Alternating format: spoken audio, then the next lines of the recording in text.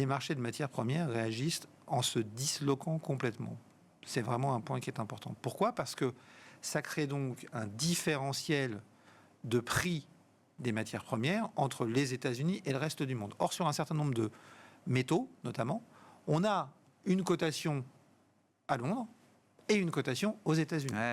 La conséquence de tout ça, c'est qu'avec les craintes de tarifs sur d'autres métaux, comme l'or, eh bien, les Américains sont en train de rapatrier énormément de stocks dans leur pays. C'est pareil sur le cuivre. Pour l'instant, il n'y a pas de taxe sur le cuivre qui est prévue, mais Donald Trump en a parlé, a dit, qu'il soit en place, mais il a dit que c'était prévu. On pensait que ça prendrait du temps. Il a dit il y a quelques jours que ça serait pour dans les semaines qui viennent.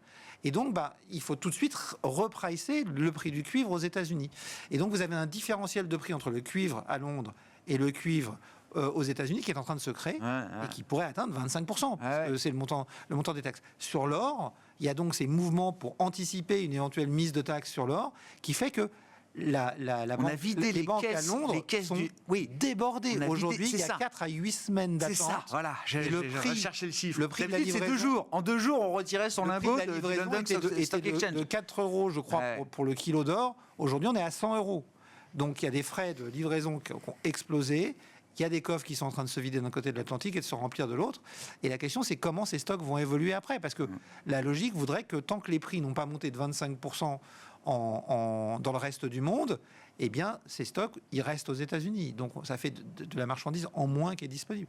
Donc, c'est extrêmement compliqué. Ça va aussi entraîner des redistributions. Le Canada est en train de réfléchir à envoyer son acier, son aluminium ailleurs, pour éviter de payer ces taxes. Donc le marché est aujourd'hui un peu stupéfait.